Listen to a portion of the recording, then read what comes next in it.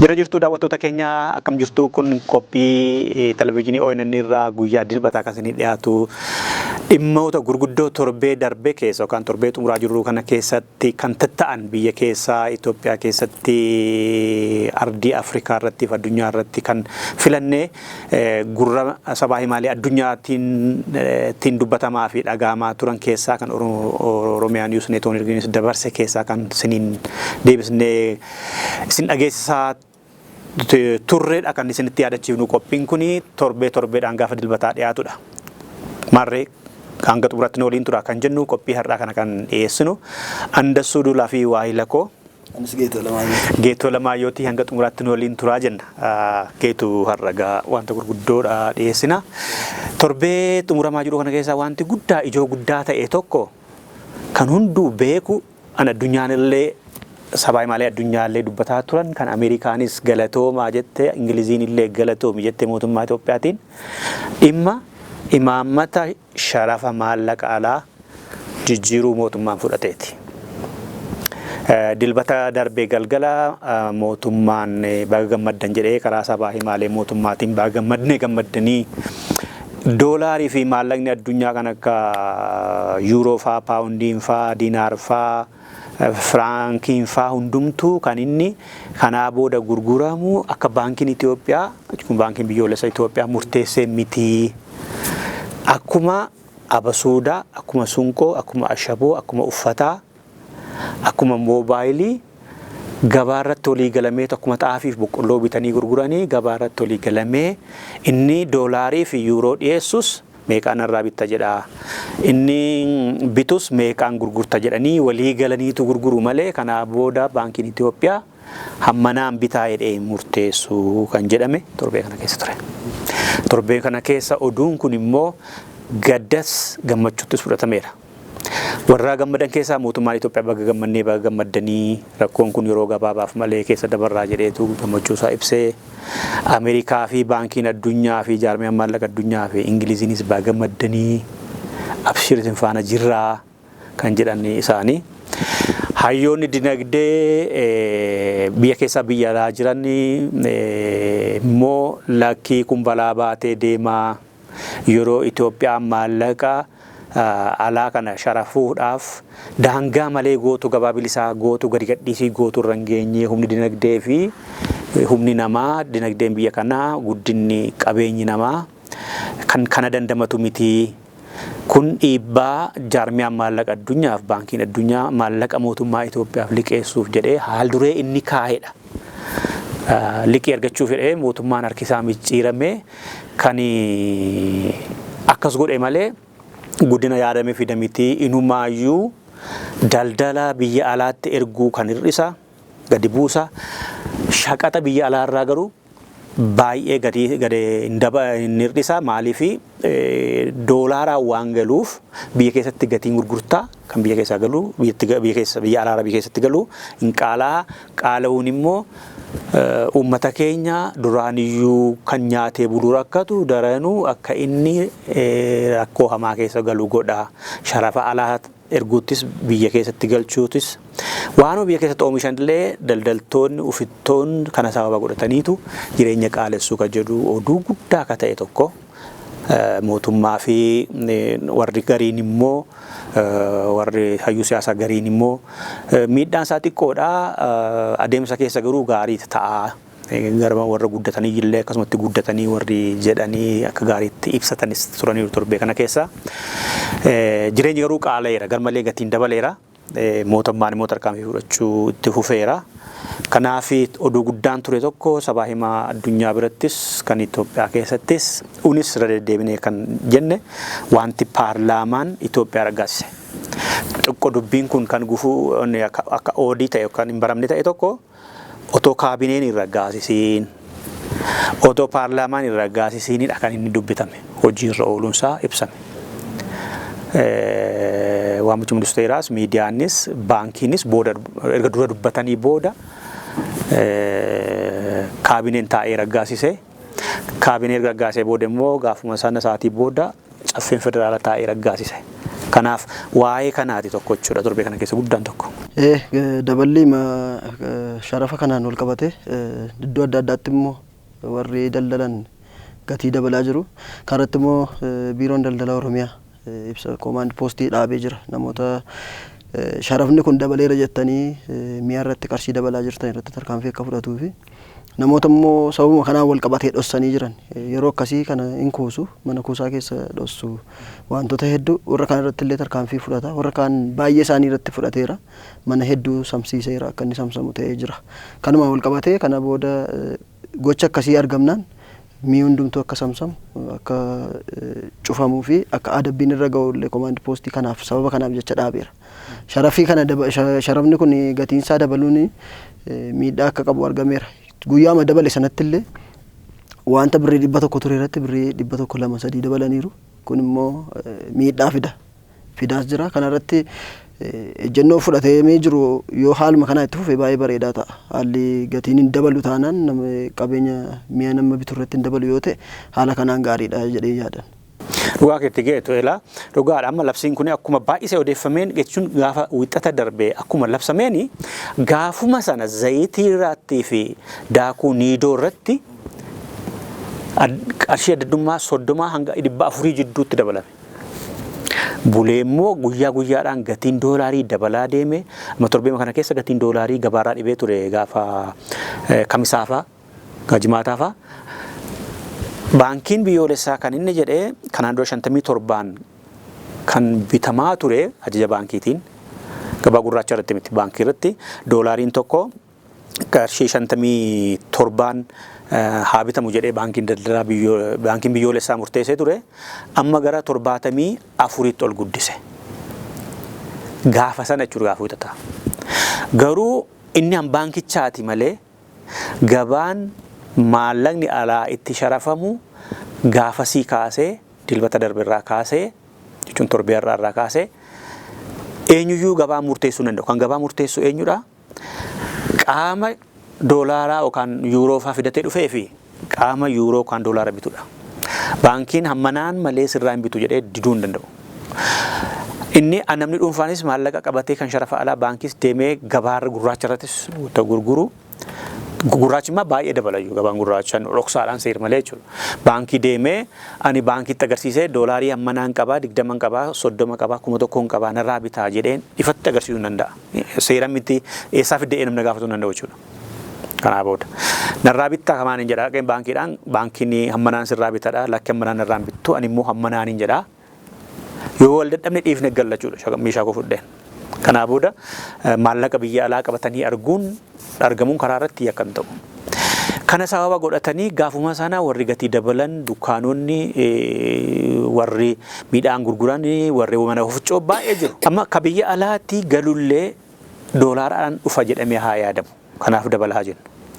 Tokko warumti gaafa sana dabalan bu'aan hamma hin barbaachifneen ol jechuun hamma isaanii malleen ol argachuudhaafidha ofittummaarraa madda malee silaa dur galchanii gaafa sana hin galchine duraanuu mana kuusaa keessa jira dabaluu duran turre otoo namaa yaadu ta'e otoo biyyaaf yaadu ta'e. Amma xaafiin fa'aa boqqolloon fa'aa biyya alaatiin galu timaatimni fa'aa biyya alaatiin galu garuu dabale. Kun immoo uummataaf mootummaa walitti buusa. Akka namni quurramee mootummaan kun naa yaaduu ofiisaa maallaqa argatee maallaqa sanaan immoo meeshaa waraanaa bitee akkuma jedhamee hamatamu dhugaadha jedhee fudhatee uummanni jibbinsa gariin duraanuu baay'ee qabu. Inni jibbinsa hin qabne immoo amma jibbinsa horee otoo hin jaalatiin gara fincilaatti gara dubbii barbaaduutti deemuu ni mala. Jedhanii warri shakkanis biyya keessaa biyya alaa hedduudha. Gumgummii guddaatu ka'eera. Jaarmiyaan basaasa Ameerikaa CIA'n fi warri dhihaa dhimma kanaa wal qabatee fincilli ka'uu danda'a kan jedhu lammiilee isaaniitti hin baasota as jiranitti akeekkachiisa. Of eeggannoo kan jedhus torbee kana keessa dabarsanii turanii jireenyi qaala'iin akkuma itti baay'ee dabaleera. Namni nyaatu rakkateera mootummaan miindaan dabala kan jedhee dhaga'ames torbee kana keessa namni 1,500 argataa ture gara 6,000 ol akka guddatu wayiiti. Warri 25,000 ol ji'atti argattan garuu nu obsaa jedhaniiru muummicha ministeeraa isaa garuu irra jiran garuu daddabalataniiru. Amma miliyoona xiqqoodha namni uummata biyya kanaa kan hojii qabuyyuu. mileenuma lama sadii lama walakkaa fa'aatuma ta'ee isaaniif amma kana dabaluun maal jireenya uummata biyya kanaa tasgabbeessuu dhiisuu ni mala. Uummata mileena 100 mileena 20 30 ta'a jedhamu. Jaarmiyaa maallaqa addunyaa mileena 100 mileena 27 jedha. Kana keessaa gara mileena 5 fi mindaa dabaltee warri kaanoo akkam ta'a. Harki caalaan uummatichaa hiyyeessa yookaan sadarkaa naanaadha. Kanaaf mootummaan gatiin to'adhaa jechuun warra garmalee dhoksanii fi warra gatii seeraan ala dabalanitti tarkaanfiin fudhaa jedhee kan jalqabeeru jira. Hangam deemsisaadha malee. Hangam deemsisa. Achii qanii nufuun hin jiru. Nufuu laata. Warri ramadaman kunoo warra gurguran faana, warra mankuusaa qaban faana, warra simintoo fi sibiila dhoksan faana, warra zayitii dhoksan faana, warra mana oofcoo midhaan gurguran dabaleeramu xaafiin fa'a. Warra dhoksan faana walii galanii lafa jalaan waa fudhatanii dhiisuun ni dhalatu laata malee biyya kana keessatti malaammaltummaan ija baaseetu karaarra too deemuu agarta. Matta'aan jechuudha. Kanaaf tarkaanfii mootummaa ammaaf jalqabe gaarii fakkaata. Garuu itti fufiinsa qabaa'oo itti fufaa jedheera. Garuu bara boodaatti kan laalamuudha. Magaalaan Finfinnee akkuma kanaan tarkaanfii fudhateera.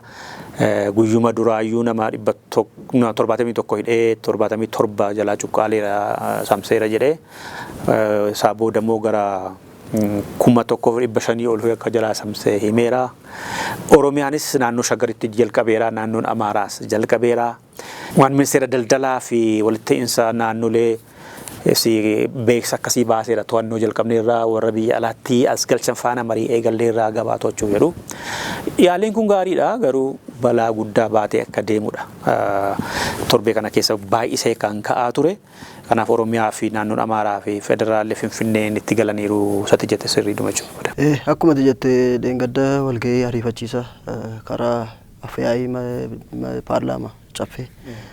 Karaa taaggasaa caafuu waameen yeroo sanatti gaa miseensonni paarlaamaa federaalaa kuni boqonnaa waggaara kan turani akkuma jedhame waamichi godhameef sanaan haalota karaa sharafa waan sharafaa irratti illee dubbataniiru waan daballii irratti daballii miindaa fakkeenyaaf amma qulqulleessituun tokko 500 argatti yoo ta'e sadiin akka inni baay'ifamuuf kanallee sadii akka inni baay'ifamuuf kana dubbataniiru.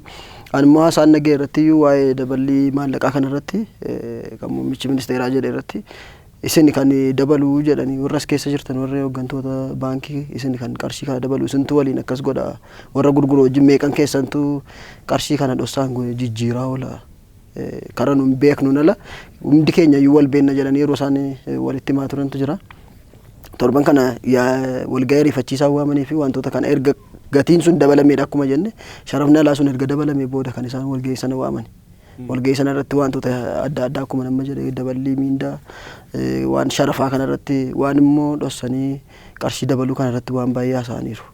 Dhugaa keetii akka seeraatti dura mana mareetti kaabinootatu maree murteessaa raggaasisaa kaabineen booda mana mareetti dabarsaa manni maree erga raggaasee booda gadi ba'ee dubbatama ture. Amma erga hojiirra oolee boodadha. Sila akka seerri jedhuttis immoo warra dhimmisaa laallatu faana qaamota dhimmi laallatu kan mootummaa fi hawaasa kee bakka bu'an hayyoota adda addaa faana mariin ni taasifama. Mariin taasifameetu ibsama ture uummatatti otoo wanni ta'u garuu mootummaan gooneera jechuun ni mala ta'a kana hin himne malee jechuun ni danda'a. Kanas ta'e sana jaarmiyaa maallaqa addunyaa faanaa fi baankii addunyaa faana yeroo dheeraa deddeebi'ee mootummaan dubbateera.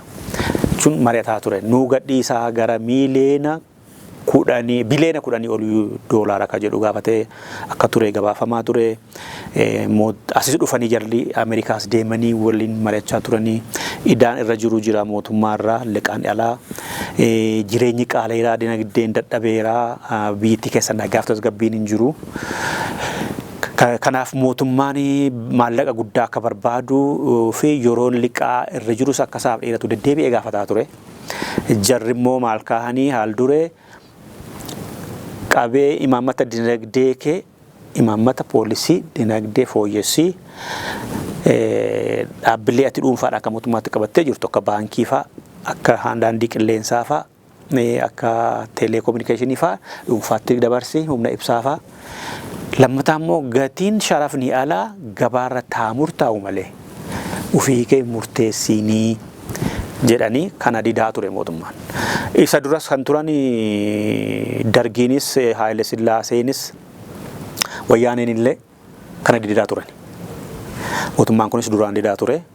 Dhumarratti mootummaan kun tole jedheera. Balaa inni kana fiduuf dandamachuu hin dandeessu Itoophiyaan dinagdeen isheef qabeenyi uummanni qabuuf sadarkaan biyyattiin irra jirtu teknooloojiitiin illee kan humna maallaqaa gadi buusisee yeroo jireenyi qaala'e gatiin dabale uummanni kan dandamachuu danda'u sadarkaa sanarra hin geenye guddinni dinagdee fi teknooloojiin. Kanaaf hin miidhamaa warra biyya alaa itti galuutu fayyadamaa warra daldala guddaa qabantu fayyadamaa warra biyya alaatii warratti hirmaatantu fayyadama malee uummanni baay'een biyyattiin miidhamti jedhanii sodaa ibsaa turanii. Bomallas faasee dhiibbaa kana garmalee didaa turanii kana didanii immoo dijitiin lamaan dinagdeen guddataa akka turedha kan gabaabamaa fi ture. Seenaa keessatti kan jalqabaati jedhame mootummaan amma jiru kan Dr. Abiyyiitiin hoogganamu sharafa alaaf gatii amma barbaadetti uummanni walirraa bituu haa gurguru jedhee imaammata dinagdee isaa haaraa godheera. Kan gabaa qinxaaboo irratti immoo kan si ajaa'ibu qinxaaboo keessatti gadi yoo ta'e gadi bu'ee kana buna qinxaaboo bitee gurguruu, warqii qinxaaboo bitee gurguruu, xaafii daakuu bitee gurguruu alatti erguu kana keessatti waanuma fedhe irratti lammiin biyya alaa dhaabbileen biyya alaa galuu danda'u. Kun immoo yoo isaan galan hammam warri biyya kanaa danda'u, hammam dorgomuu danda'u kan ilaallu ta'a. Baankiin alaas hin galaa. Baankiin biyya kanaa immoo maamul dorgomuu har'umallee doolaara tokko Awaash 90 bitawuu jedhe Daasheen 98 jedheera. Fakkeenyaaf hin gadda. Ilaali gaa. Awaash 93 yoo ta'u jedhe wanni immoo 88 jedha iyyuu kooperaatiifiin waldaan hojii gamtaa Oromiyaa 88 bitaa jedhe doolaara tokko. Wanni immoo 97 bitaa jedhe Daasheen. Amma otoon doolaara qabaadheen Oromiyaatti gurguruu jechuudha geesse. Daasheen bira geessa. Kun maal agarsiisa amma Daasheen horii qabaa dafee bituu danda'a. Oromiyaa 88 jira inni kun 98 irra jira yookaan 96 irra jira. Inni gurguramu bakka gatii guddaa geessu geeffata. Amma gaa baankumtiyyuu wal gatuuf deemu liqinfamuuf deemu jechuudha. Yoo akkuma jedhame walitti dhufanii humna wayii uummatan malee namaaf immoo filannoo kennee iddoo barbaadetti akka atoo amma doolaara tokko qabatte Daashinii yoo deemte gatii guddaa argatta waldaa hojii gamtaadha akka ammayeen gadda gabaara turetti jechuudha. Kunu baankiifu balaa ta'a. Warri guddatan jiru fakkeenyaaf waraana addunyaa lammaffaa booda Jarmanii fi Faransaayiin gatii humna maallaqa isaanii yeroo sanaa gadi buusanii dinagdeen isaanii guddateera. Sadarkaan guddini dinagdee fi teknooloojii isaan qaban sadarkaa har'a Itoophiyaan jirtu irratti hin turre. Warri dinagdeen isaanii dadhabaa ta'ee maallaqa gatii gadi buusan irralleeyyumaa keessaa mirkaneessa jedhan jiru miila dhidhiitan. Naajeeriyaa kunoo hin jila kaaseera. Imaammata haalduree IMF'n kaa'een gatii shaqaxaa, gatii daabboo fi gatii zayitii faarratti, sukkaaraa faarratti Keeniyaan dabaluuf yaallan uummanni fincila kaasee paarlaamaa weeraree ibiddatti qabsiisee ofiisaa sooreegame garuu imaammanni sun haqame. Kanaaf yeroo dheeraa booda tarii faayidaa qabaachuu ni mala ta'a. Ammaaf garuu sadarkaa jiruuf jireenya uummataa kan miidhu malee kan fooyyessuu miti jedhanii warri dinagdee gaafalman jiru. Ammaaf nuti xiinxala mataa keenyaa hin kenninu qophiin kun isa miti. Waanuma jedhan gabaasna torbee kana keessaa jechuudha geetu. Ani immoo shakkiin koo wanti Keeniyaa mudate sun biyyatti kana mudataa sodaan qaba.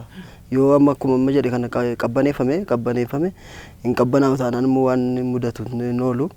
Lammata immoo haala amma qarshii wal caalmaan sharafni kun geggeeffamaa jirutti baankileen kun wallee dhimsaa deemuu laata tokko kuffisaa deemu. Jennee yaannamee kana yeroo inni guyyaa biraatti deemna.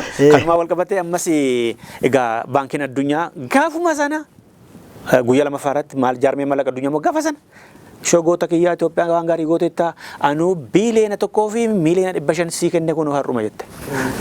Bileeni tokko kennaadhaanii miliyoona 500 immoo bifa liqiidhaanii jabaadhu si biran jiraatte. Ameerikaanis daqiiqaa keessatti gaafa wiixataa kun akkasitti. Ingiliziinis jetteetti maallaqa jaarmiyaa maallaqa addunyaa biliyoona tokkoo fi walakkaa kan nan kennaa jedhee caffeen biyyoolessaa raggaasiseera. Biliyoona afuridha kan jaarmiyaa maallaqa addunyaa akkasuma 3.2 kan inni liqeessuuf waadaa galee garuu takkaatti miti waggaa 3-4 keessatti sii kennaa jedhe silaaleenidha jedhe imaammata kana gabaa bilisaa godheera jetteetta hammam immoo gabaa bilisaa ta'amuu hin to'attaa silaalaadha fakkaata waggaa 3 keessatti sii gadhiisa har'aaf garuu biliyoona tokkoof walakkaa sii gadhiiseera kan jedhe torbee kana keessa maallaqni addunyaas akkasuma torbee kana keessa maallaqa gadhiiseeraa fi bifa liqiitiini kana kanaaf immoo kaabinoonnis irratti ta'anii marataniiru caffee dhiyaatees ragga'eera torbee kana keessa kan dhaga'an. Oduu gara Beenishaangul Gumuzitti ceena caffeen Beenishaangul Gumuz muudama haaraa kenneera. Muudama kanaanis mormitoota lama ofitti dabaleera. Mormitoota lama ofitti dabaleera. Gariin immoo komii kan kaasan jiru. Namoonni mormitoonni tokko kan komii kaasee jira. Caffeen sun egaa bara 2021 filannoo biyyoolessaa haala tasgabbii dhabuu biyyattiitiin ituu hin taasifamin darbeera. Yeroo amma immoo walitti fidee morkattoota illee itti dabalee muudama kenneera. Muudamicha sanaanis deebisee pirezidaantii kan taasise Alshaadiin irra deebiidhaan isuma muudeera. Haaluma kanaan filannoo taasifame sana keessatti namoonni qeeqa isaanii warra ibsatan ibsachaa jiru. Warreen ofitti dabale illee akka filannoo kanaan dura ta'etti jijjiiramni kan jiru gara Beenishaangul Gumuziin argameera. Maaliif morkattoota ofitti dabaluun hirmaachisuu qofa osoo hin taane filannoo keessatti hirmaachisuu qofa osoo hin taane bakka kennuufiin illee argameera achi keessatti. Kaabinee eeyyee. Nama lama kaabinee laan godheera. Eeyyee kun jijjiirama gama Beenishaangul Gumuziin dhufedha. Bakka biraa dubbachuu nutti cimeyyuu gana Beenishaangul Gumuziin dhufeera. Hoogganaan paartii Dimookiraasii Boroo kan jedhamu obbo Amantee Gaashii fi hoogganaa sochii bilisummaa uummata Beenishaangul Gumuz obbo Abdul Salamaan miseensa kaabinee naannichaa ta'anii wal duraa duubaan illee muudamaniiru. Kunillee jijjiirama guddaadha. Guddataan immoo mormanii. Isaan immoo mormii. Nagatanii fakkaata. Obbo Giraany guddataan immoo hoogganaan filannoo waxabajjii darbee godhameen caffee naannichaa teessuma 8 kan federaalaa immoo tokko mo'achuu isaanii kan yaadatamu ture isaan. Garuu kaabinummaa naan kennamneedha. Miseensuma caffee qofa caffee naannoo hin ta'e maleedha. Naannoo Amaaraa keessattis filannoo 2021 godhame keessatti galaniiru wanni warri Abini jiru mallee. Federaala keessas galaniiru. Finfinnee keessanis nam tokko immoo akkas galeera fakkaata galaniiru Finfinnee keessas. Federaala keessas galaniiru Izamaan fa'aa Abiin fa'aa galaniiru. Obbo Qajeelaanis galaniiru federaala mallee haa ka'anii malee bakka isaaniiti. Obbo Qajeelaa Mardaasaas galaniiru. Oromiyaa keessattis hin beeku warra kaanii garuu obbo Araarsoon galaniiru. Araarsoo Biqilaa Ixaanaayyuu duree ka turanii galannichi keessa jiru isaan amma yoonaallee. Naannoo Sumaalee garuu galchinatti hin fakkaanne naannoon Sumaalee yeroo sana hin galchine ammas badaa kan galchinatti hin fakkaatu deebi'anii kan filatamanis miseensuma isaati. Kabiraa waa'ee kutaa Oromiyaa keessatti deebinu immoo Oromiyaa keessatti torbee kana keessa kan dhagahame waa'ee itti bahiinsa kutaa qormaataa kutaa 8 fi kutaa 6 torbee kana keessa barattoonni qormaata kutaa 8 fi kutaa 6 fudhatan qormaata naannoo biiroon barnootaa bahuunsa qabxiin argatan qophaa'ee baheeraa ilaalladhaa baraa jedhee kan beeksises torbee kana keessa ture. Walii galatti hammanatu kufee hammanatu darbee hin jenne garuu dhibbeentaadhaan kaa'eera biiroon barnoota Oromiyaa. Kanaaf naannoo horsiisee bulaatti dhiiraan parsantii kan dhibbeenta 48 kan fide dhalaan immoo 45 kan fide kutaa 8 keessaati jechuudha. Ni darbu jedheera. Naannoo kaan garuu dhibbeenta 50 ol kan fidan ni darbu jedheera. Kanaaf kutaan 8 fi kutaan 6 bara kana torbee kana keessadha qophiin isaanii kan beekame jechuudha. Kufanii fi ammi darbanii sabaa himalee hawaasaa irrattis deddeemaa ture. Lakkoofsaan garuu hammanatu taa'ee hammanatu kufee hammanatu darbee hin jedhamne parsantiidhaan warri hammanaa ol argattan naannoo Oromiyaa keessatti dhibbeentaa 50 ol warri fiddan dabartaniittuudha. Addatti kan isaan adda godhanii ka'anii fakkeenya kutaa 8tiif horsiise bulaadhaa fi ijoolleen isaanii dhiiraan warri qabxii dhibbeentaa 48 fiddan alaaf immoo 45 warri fiddan isaa ol jechuudha. Darbuu dandeessu jedheera warra qaama miidhaman immoo dhibbeentaa 45dha dhiiraa fi 45 dubartiif immoo 42 jedheera Oromiyaan jechuudha. Kanaaf dhibbeentaan 73 qabxii tokko ta'an darbanii jiru jedheera warra qoraman keessa. Kan bara darbeerra jijjiirama guddaatu jira jechuudha kun namootni hedduun darbaniiru. 73 garuu xiqqoodha mayyoora. Waan guddaa namoonni achiisiisu miti. Torbee kana keessa Oromiyaa keessatti tokko kanatu dhaga'ame jechuudha waa'ee jireenya qaala'uutiin ala waa'ee sharafa alaa wal dabalatiin ala kan gaammi torbee kana keessa Oromiyaa keessa tokko kanadha. Gara naannoo Amaaraatti immoo yoggaa dabarru naannoon Amaaraas walgahii kana godhatee ture torbee kana keessa walgahii biyyoolessaa xumureera walgahii isaa kan caffee jechuudha kan naannoo biyyoolessaa ta'uu kan naannoo inni guddaan tokko otoo walgahiin sun hin godhamiin guyyaa tokko dursee labsiin sochii konkolaataa magaalittii keessa taa'ee ture. Humni naannoos raayyaan ittisa biyyaas komaandii poostiinis naannoo sana tasgabbeessifne irraa finxaaleyyoota Amaaraa faannoo jedhaman sadarkaa isaanii dadhabsiifne irraa bosonatti achi galchine irraa humna isaanii baay'ee gadi buusne irraa jechaa turanii garuu Baahir Daar keessatti konkolaataan halkan keessa akka sa'aatii magaalittii sa'a 3 booda tokko kan sochoone konkolaataan tokko kan sochoone kan socho'uu fayyamame ambulaansii fi humna ibsaa qofa isaan iyyuu immoo gaafa barbaachisaa ta'e komaandii poostiin sakatta'uu danda'a dhaabee qawwee baatanii deemuunis dhorkaadha qaama nageenyaarraa kan hafe namoonni qaama nageenyaatti bobbaatan gaafa dabaree keessanii siivilii uffattanii deemuunis dhorkaadha. Baajaajiin yookaan konkolaataan miila sadeen deemtu isheenis deemuun yeroo murtoofneef daangeffameera tasa deemuu dandeessanii jedhamee kan ugguru taa'ee magaalaa Baahir Daarittis torbee kana keessa lolli garuu torbee kana guutuu akkuma naakaanii naannitti keessatti godhamaa ture amma guyyuma tokko dura Daseefaa kanatti Waldaafaa kanatti lolli guddaan naannoo Walloo keessatti godhamaa akka jirudha. Goojjamettis akkasuma mootummaan dhufee dadhabsiiseera maalidha jedha garuu lolli deemaa jira sabaayii maalirratti kan dhagahamu naannittiin tasgabbooftuu miti lolli bal'aatu deemaa jira. Tasgabbaa ta'uu baatu isheef immoo labsiin taa'ee sun agarsiiftuudha. Komaandii poostiin taa'ee sin kaane silaa labsiidhaan bahee labsiidhaan ka'a ture. Ka'uusaa hin himamne namni baay'een kan deemuu filatu xiyyaaraani. Namoonni konkolaataan lafarra deemuu waan danda'amneef xiyyaarri Itoophiyaa Baahir Daarii gara Gondor Baahir Daarii gara Dasee jalqabeera jechuudha. Kanaaf lolli torbee kana keessa naannoo sana keessa garmalee cimaa lolli naannoo sana cimee ture lolli naannoo sanatti kan eegalame waggaa guute lolli baadhee waggaa tokko ta'eera. Kan biyya keessaa hammaaf egaa kana fakkaatu ture oduu gurguddoon darbee geetu. Egaa oduun gara ollaa kan xumuraa kan bira jiru oduu gara Sudaan irra jirtudha. Torban kana keessa dabarsaa turre torban kana keessa oduulee 3 beera gara Sudaaniin jalqaba irratti maree nageenyaaf akka taa'u dubbatee ture mataan mootummaa fi ajajaa waraanaa Sudaan Abdul Fattah Burhaan.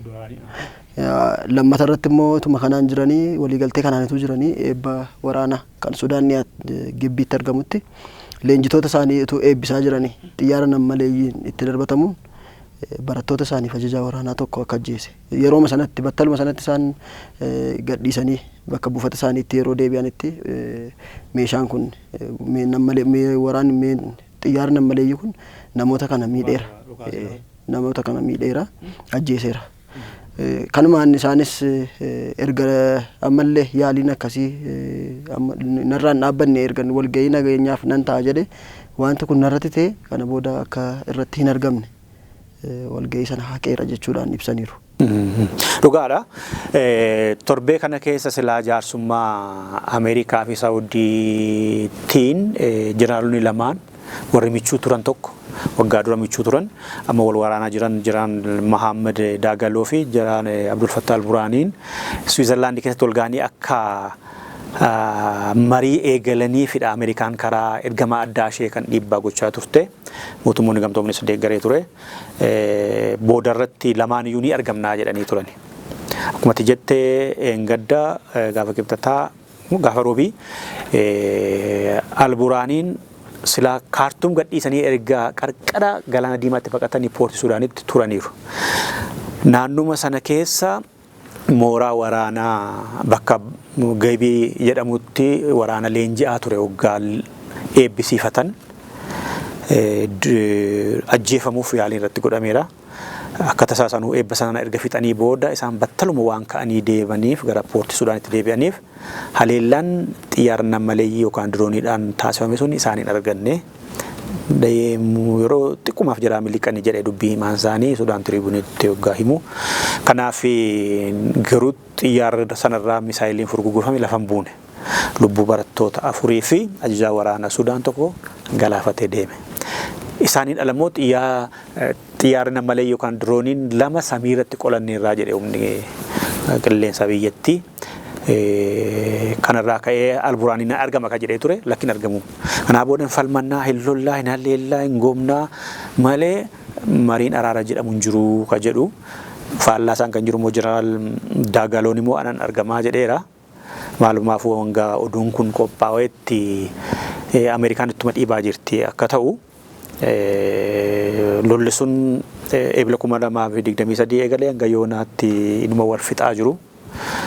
Namnis baay'ee godaaneera as biyya kanatti dhufanii gara naannoo Amaaraa keessatti qubatanii illee achi keessatti finxaalayyaa Amaaraadhaan ajjeefamaniiru gudeedamanii saamamaniiru mooraa baqatanii bosona keessa illee warri jiran jiru mooraa haaraatti illee galaa innaan didanii dubbii ta'eera addunyaa irratti waan Sudaan kanarraa kaanee yoo gara kabiraatti dabarre guddaan ta'u kan dhagahame giddugala bahaarraati.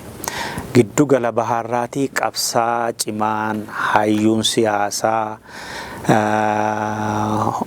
ministeera haajaa alaa kan Palestine pirezidantii Gaazaa ka turan waggaa 2017 as immoo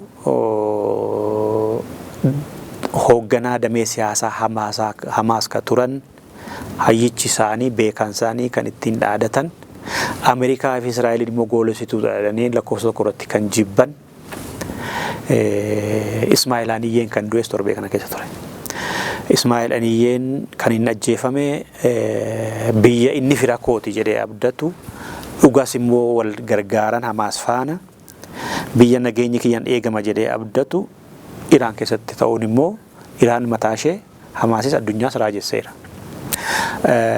Bakka isaan ciisanii jiranitti kutaa isaan ciisan keessatti dhukaa boombiin dho'ee isaan ajjeese.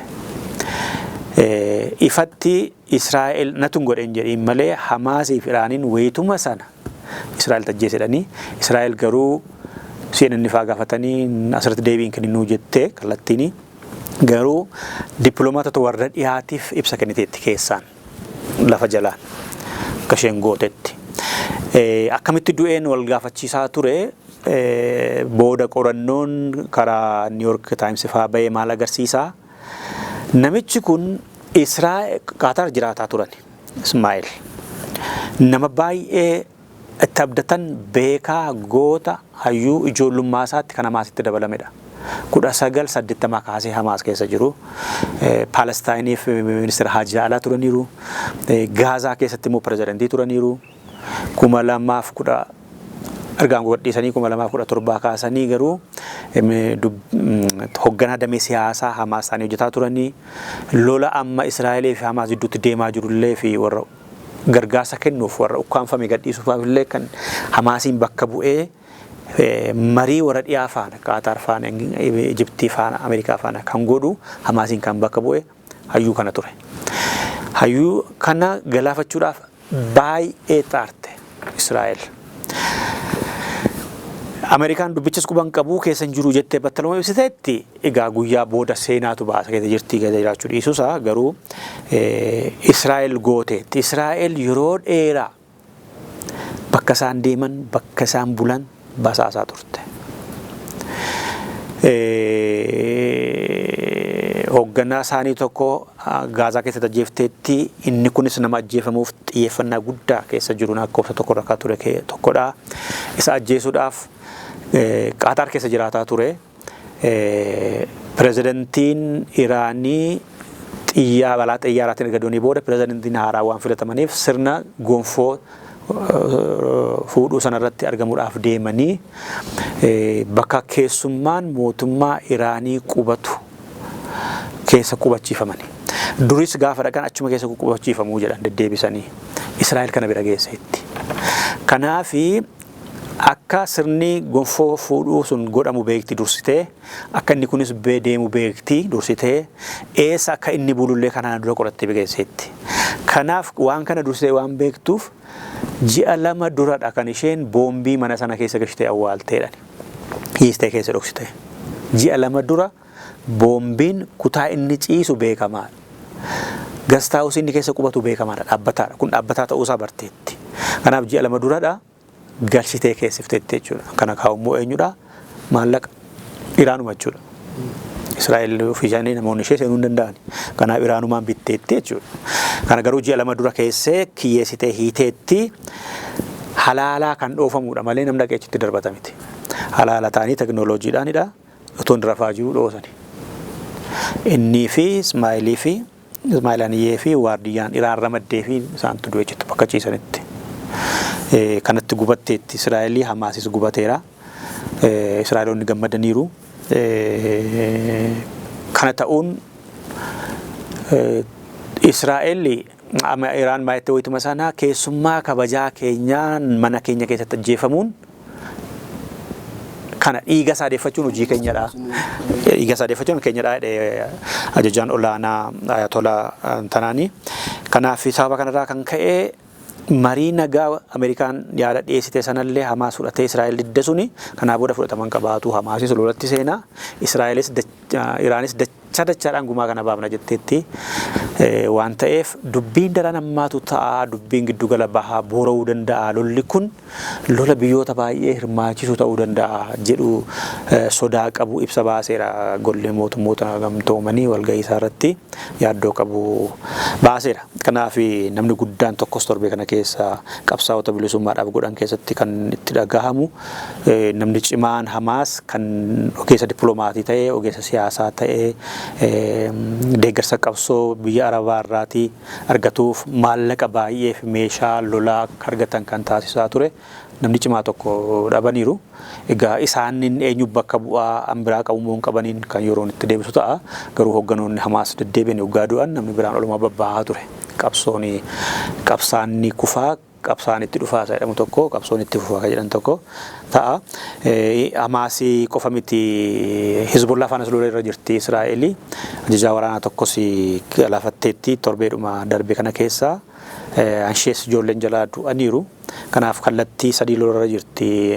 Yemen irraa Huutiin xiyyaara nammalee ittiin aleedhaa Hamaasis itti deebi'uun isaan oolu. Libaanos irra keessaa Libaanos keessaa Hizbullaan jira. Muddamadha giddu gala bahaa kan jiru oduun guddaan tokko dhagahame addunyaa irratti kana ture geetu. Akkuma Sudaanis maree nageenyaaf teessee Israa'elii fi Hamaasis maree nageenyaaf ta'anii turanii isaanis gara